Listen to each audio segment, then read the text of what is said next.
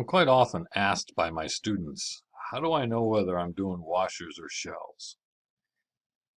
And the answer is really quite simple. If your rectangles, because you're going to cut this region up into rectangles, if your rectangles are perpendicular to your axis of rotation, then what you're generating is you're generating washers. If your rectangle is parallel to your axis of rotation, then what you're generating is shells. And I think one of the biggest problems that my students have in on tests and quizzes and things is that they don't actually draw the rectangles, so they don't know if they're perpendicular or not. So I'm going to take one region, this region right here between the square root of x and y equals a half x, and I'm going to rotate it around two different axes to generate two different volumes, and I'm going to calculate both those volumes, and each of them I'm going to calculate two different ways. Okay? So let's start with rotating around the axis. Let's say y equals -1. Okay? So when this gets rotated, it'll end up down here looking like this, and of course it comes out of the page at you, and it's that thing there. So that's the shape that I'm generating. I'm going to do this using, first of all, I'm going to do it using vertical rectangles, and I've got a horizontal axis of rotation. So that vertical rectangle and that horizontal axis of rotation are generating washers. Okay. So by the washer method, there's a couple of things that go on here. One is I can see that the thickness here on that vertical rectangle, that thickness is in the x direction. So everything I do is going to be dx. So I'm doing washers. I need pi times an outside radius squared. Well, the outside radius here is the distance from the axis out to the very far away point. Well, that's a vertical line that line segment that I'm trying to find the length of. So I need the y value on the top minus the y value on the bottom. Well, the y value on the top is given by the square root of x. So the square root of x minus the y value at the bottom. Well, the y value at the bottom is -1. So actually square root of x plus 1 is how that's going to turn out. And I need that squared, because that's the outside radius squared. Then I need to say, well, how about the inside radius squared? So I say, well, the distance from the axis out to the inside circle, well, that's, again, a vertical measurement. So it's the y value here, y is equal to a half x, minus the y value there, but the y value there is -1. So I need the outside radius squared minus the inside radius squared.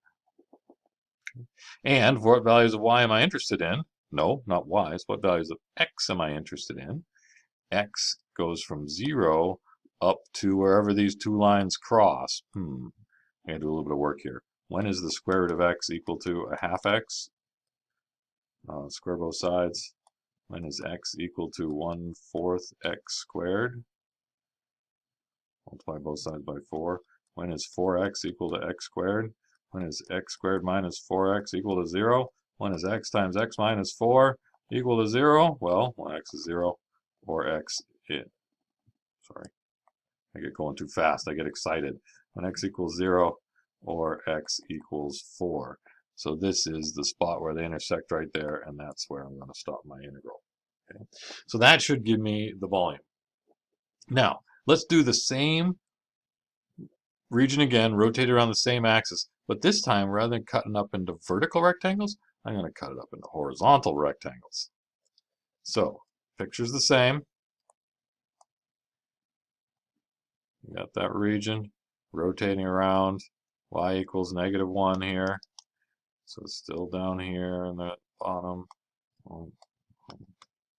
But this time now, my rectangles are horizontal. My axis is horizontal, my rectangle is horizontal. This is going to generate a cylindrical shell.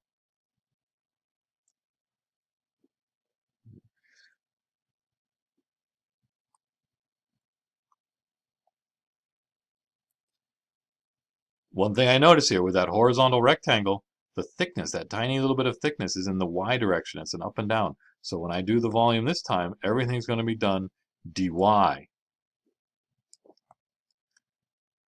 So let's start this way. What values of y am I interested in? Well, I'm going to have a little rectangle here that gets rotated, one there, all the way up to one on the top. So it's the y value there to the y value here. Well, the y value down at the bottom is 0. The y value at the top was where those intersected. I calculated they intersected it at x equals 4, right? X equals 4. So either one, if you plug it in, a half times 4, that would be 2.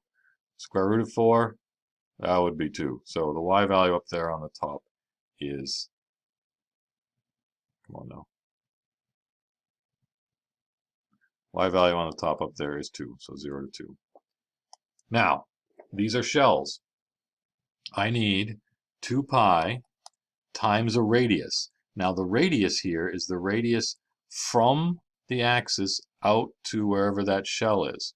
Well, I have one of these rectangles for every value of y between 0 and 2.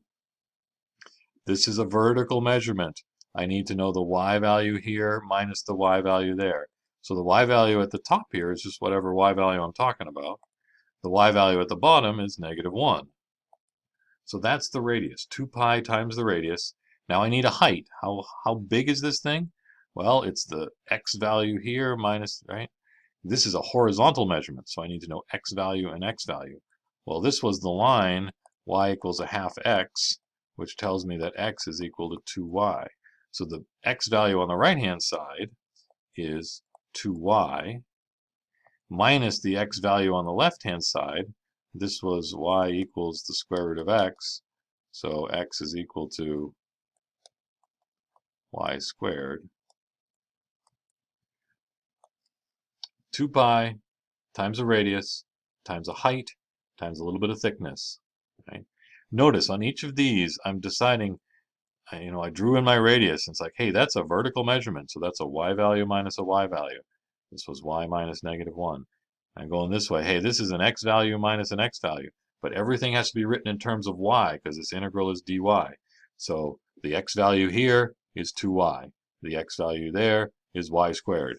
2y minus y squared is that length right there. So anyway, there's two integrals that should both give you the same answer. The volume generated by that region rotated around the line, y equals -1. One was washers, one was shells. What was the difference? When the rectangle, this vertical rectangle, was perpendicular to that horizontal axis, I generated washers. Down here, when I had a horizontal rectangle, well, no, why won't this behave? I had a horizontal rectangle and a horizontal axis, I generated shells. I'm actually going to cut this video short, and in the next video I'll do the same region but rotated around some kind of vertical axis.